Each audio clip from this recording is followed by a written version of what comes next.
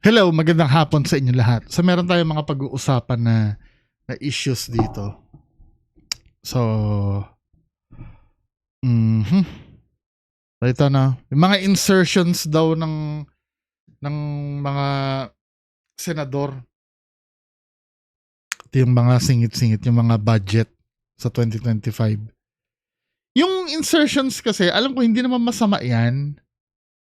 Ang tanong kasi, kung yung mga insertions ba na yan, ay may bahid yan ng pangungurakot.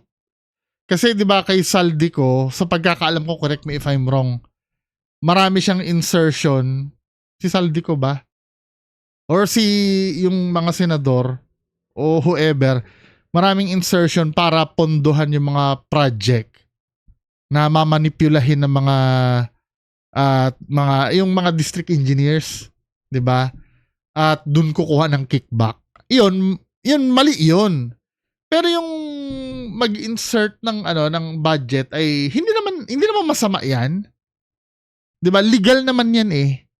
Sa pagkakaalam ko ha, hindi ako lawyer, pero yung insertions na 'yan ay kasi kung illegal 'yan, kung illegal 'yan, dapat lahat ito panagutan nila lahat 'yan, 'di ba?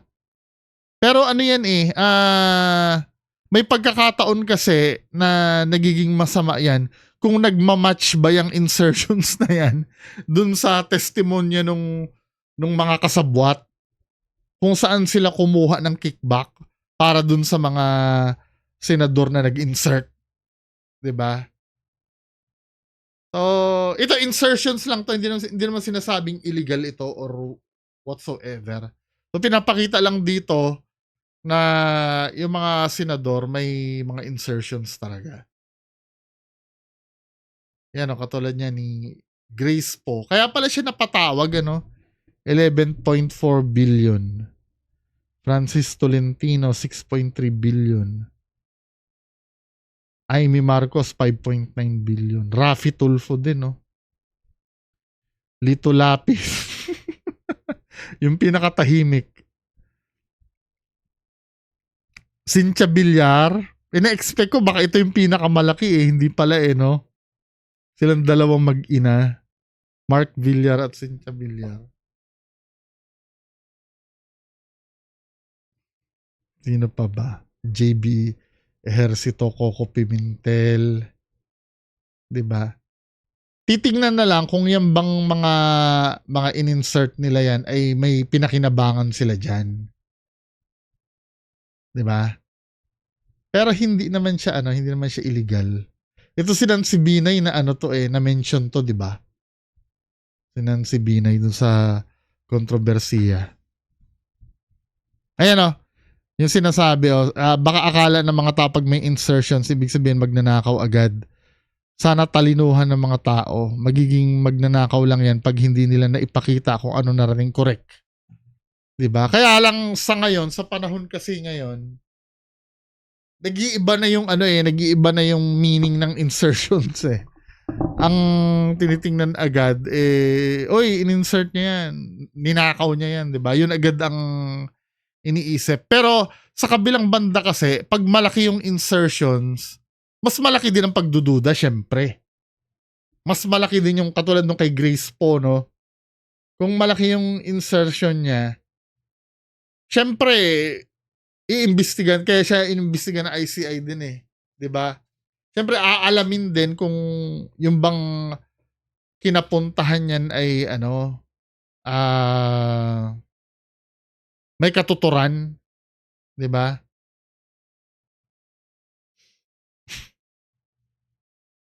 Well, tingnan natin sa investigation. Kaya nga dapat talaga naka-public yung naka-live stream dapat yung hearing eh. Kasi alam mo talaga, katulad ng sinabi ko kahapon, ang kinatatakutan ko makalimutan ito ng tao eh. Yung ganyan eh. Alam mo, sa totoo lang, alam mo, may isyong ganyan, yung nakawan, yung seryoso na ganyan, magkaroon lang ng chismis dyan na, yung katulad nung kay Jinggoy, na si Jinggoy ay bakla daw, magkaroon lang ng chismis, gustong pakinggan ng tao yun eh. 'Di ba? Real talk lang. Mas gustong pakinggan ng tao na bading si Jinggoy kaysa doon sa mga ninakaw ni Jinggoy. Ewan ko ba sa Pinoy, yun ang mga gustong yun ang mga gustong balita ng Pinoy eh. Kaya dapat talaga hindi nawawala sa media yung flood control na yan eh. Hanggang matapos. Kasi may isang issue lang na pumutok diyan kahit sa artista o makakalimutan ito eh. Ay nako, sa dinami-dami na ng seryosong problema na kinaharap ng Pilipinas. 'Di ba? Hindi pa ba tayo natututo na palaging nakakalimutan pagka 'di ba? Anyway, proceed tayo sa iba. Ano to? Sila Revilla daw. Kaanak ng mga Revilla nakakuha ng 4.7 billion. Ano ba yan? Talaga si Budots King eh. Ilang sa larangan ng showbiz gumagawa ng ingay ang mga Revilla, kundi pati sa politika. At tulad sa mga artista, hindi rin nawawala ang kontrobersya. Sa pagpapatuloy ng pagsusuri ng Bilyonaryo News Channel, nadiskubring nakasungkit din ng halos 5 bilyong pisong kontrata umano ang mga Revilla. Narito ang exclusive agenda report ni Joash Malimban. Bukod sa mga tauhan ng DPWH, damay na rin ngayon sa investigasyon ng DOJ ang mga tinaguriang contractors. Ito raw yung mga congressman na kontratista rin pala o di kaya may malapit na kamag-anak. Di ba bawal yun? May batas tungkol sa conflict of interest, di ba? Bakit hindi naman namomonitor yun? Contractor. Sa isang ulat ng Philippine Center for Investigative Journalism, inilabas nila ang partial list ng mga kongresista na may koneksyon sa mga kontratista. Kasama rito si Cavite 1st District Representative Jolo Revilla, ang kapatid nitong si Aguimat Party List Representative Brian Revilla. Wow! At ang kanilang nanay na si Cavite 2nd District Representative Lani Mercado Revilla. Ayon sa mga dokumentong nakuha ng Bilyonaryo News Channel, ito yung nagsabi ng bola muna bago droga eh, no? Bola muna bago droga. auntie ni na Congressman Jolo at Congressman Brian ang may-ari ng Graya Construction Corporation na walang iba kundi si Rebecca Bautista Ocampo na mas kilala sa pangalang Princess Revilla. Siya ang pinakamalaking shareholder ng kumpanya ayon sa General Information Sheet ng Securities and Exchange Commission. Kapatid ni Princess si dating Senador Bong Revilla na kamakailan lang ay lumutang din ng pangalan sa mga dawit sa flood control scandal. Isang bagay na mariing itinanggi ng dating senador. Sometime in the year 2024, Senator Revilla and I met where I gave him a list of projects given to me by Engineer Alcantara. Senator Revilla asked for a commitment, which I suggested. Then he approved at 25% of the total amount of the projects indicated in the list here to attach as Annex C. Isa pa sa kanilang mga kapatid, si longtime Bacoor City Mayor Strike Revilla. Mula 2007 hanggang sa kasalukuyan, hindi na nawala sa kanilang pamilya ang posisyong alkalde ng Bacoor. Talagang pinagkakitaan no? Naman ng Cavite, hawak na rin ng pamilyang Revilla mula 2010. Dynasty. Sa aming pagsusuri, naka-corner ng 64 projects ang Graya Construction mula 2016 hanggang 2025. Lahat ito matatagpuan sa Cavite at aabot ang halaga sa mahigit 4.7 billion pesos. Kabilang dyan ang halos 20 flood control projects. Grabe! Ito sa Bacoor, ayon sa sumbong sa Pangulo website. Ayon kay Justice Secretary. Pero so let's say 4.7 billion yung kontrata. Ilan kaya dyan sa 4.7 billion na yan ang masasabi mong nagastos talaga mismo sa project? I'm so sure hindi yung 4.7 billion na yan, yung buong-buong ganyan, hindi mo ibubuhos sa project lahat yan. Huwag tayo maggaguhan. 'Di ba? 25% niyan ay sa kung ang pagbabatayan natin yung mga tawag dito.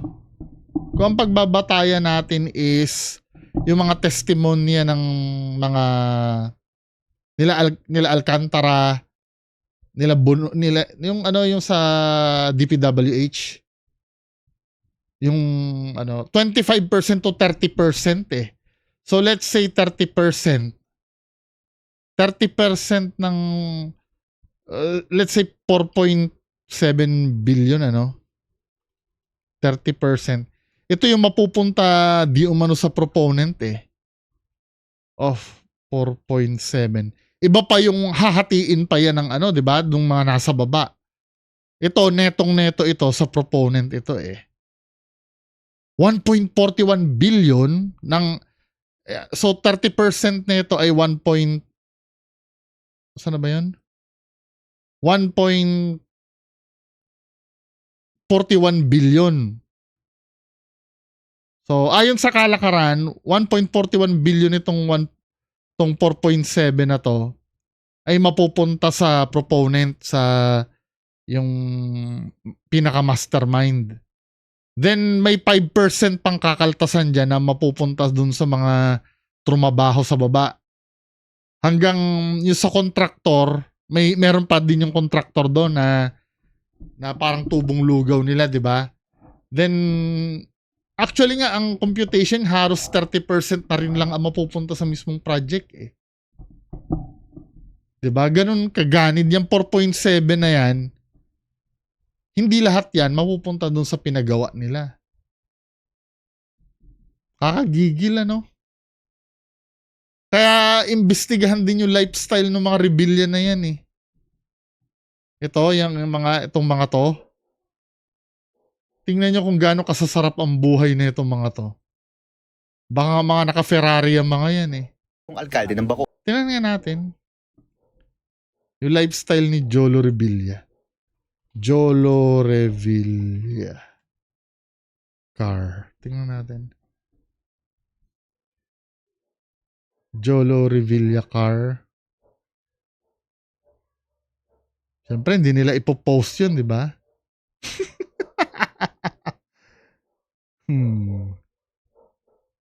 Jolo Revilla.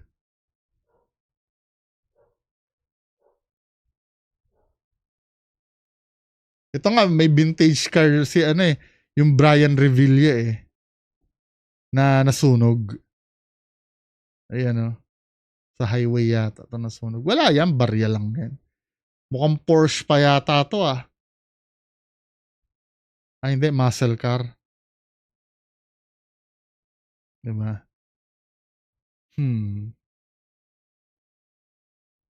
Ano kaya mga luho nito? Jolo Revilla House.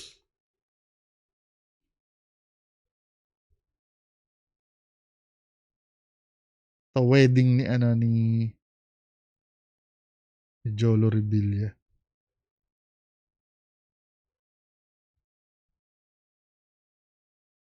Wala eh, hindi pakita eh. Mukhang tinatago nila. Siguro kanya-kanyang burahan na ng post yan, ano. Uy, burahin nyo yung mga post nyo, yung mga piniplex nyo, burahin nyo. Diyos ko. Or. Ang ikalawang distrito naman ng Cavite, hawak na rin ng pamilyang Revilla mula 2010. Sa aming pagsusuri, naka-corner ng 64 projects ang Graya Construction mula 2016 hanggang 2025. Lahat ito matatagpuan sa Cavite at aabot ang halaga sa mahigit 4.7 billion pesos. Kabilang dyan ang... Just imagine, ano, dun palang kaduda-duda na eh. From artista itong mga to, then nagpolitiko, bigla nagkaroon sila ng kamag-anak na may-ari ng ano, ng construction company. Kailan kaya tinatag yung Graya Construction na yan? Tingnan nga natin. Graya Construction.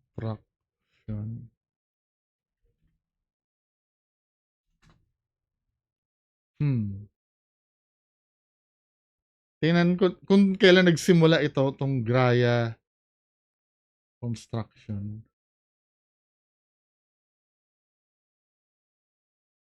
History. Tingnan natin history.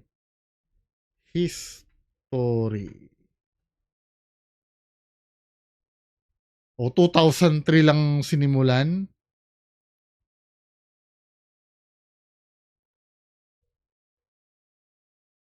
Nag-start sila. Kailan ba nagsenador si Bong Revilla? Bong Revilla. Senator.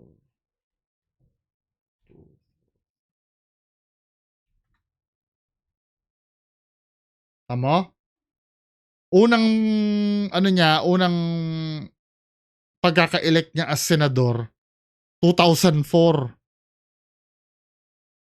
Then 2004 din tinatag yung construction company ng kapatid niya. Mukhang noon pa yata ito gumagawa ng ganyan eh. Ano ba? Shit. 20 flood control projects mula 2022 sa Bacoor, ayon sa sumbong sa Pangulo website.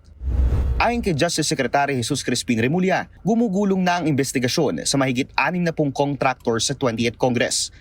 Na bukod sa lalabag sa patong-patong na batas kaugnay ng conflict of interest, ay posibleng dawit din daw sa mga maanomaliang flood control projects. Sinubukan ng Billionaire News Channel na kunin ang panig ng pamilyang Revilla, pero hindi pa sila sumasagot sa aming mga mensahe. Para sa agenda, Joe Hindi muna.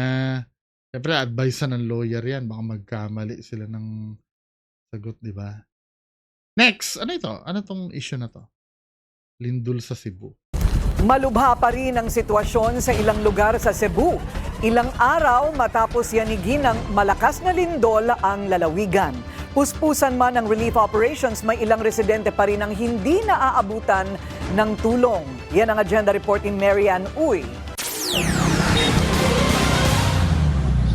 Sa ika-6 na araw mula na mangyari ang lindol, marami pa rin sa mga biktima sa kalsada ang umaasa mabigyan ng biyaya.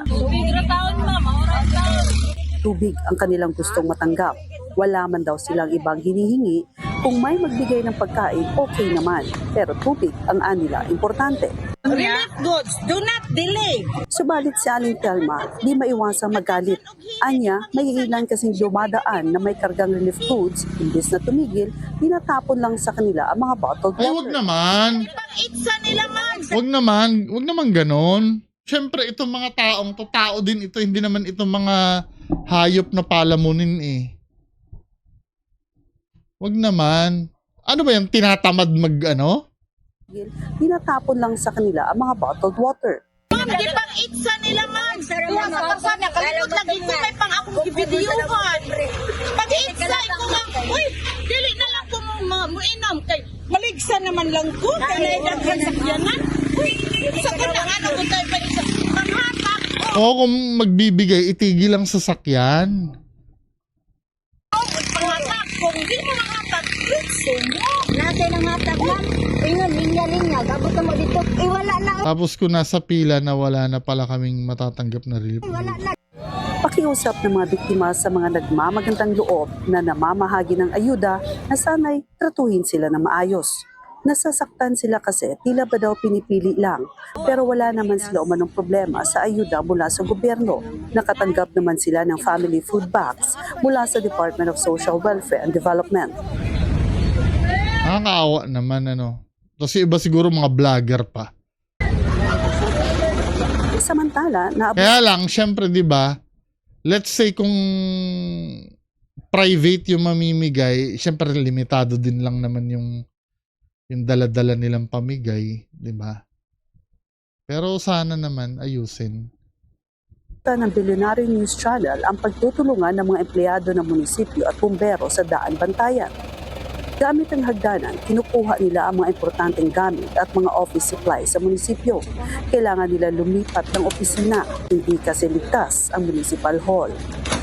Walang makapasok dahil puno pa ng debris ang paligid. Ay, mukhang hindi na pwede to, no? Hindi na siya pwede.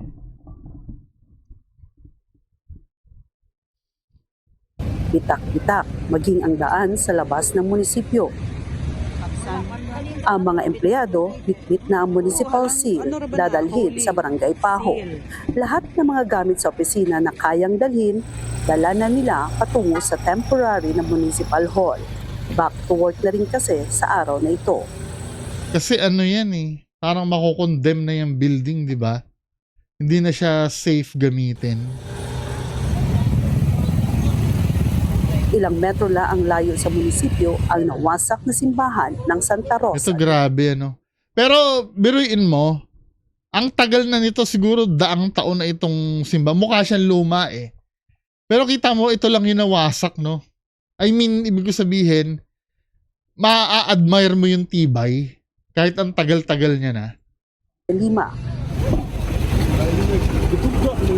Hindi naman tumitigil ang pagdating ng tulong mula sa iba't ibang lungsod sa Cebu. Ipinadala rin ng Carcar City Emergency Team ang isang truck na relief goods kasama ang kanilang mga emergency responders. Para sa agenda, Mary Ann Uy, Billionaire News Channel, Cebu. Manatiling Anyway, mga kababayan ko, so, yan lang po muna pag-uusapan natin ngayong hapon. Magandang hapon sa inyong lahat. Bye-bye.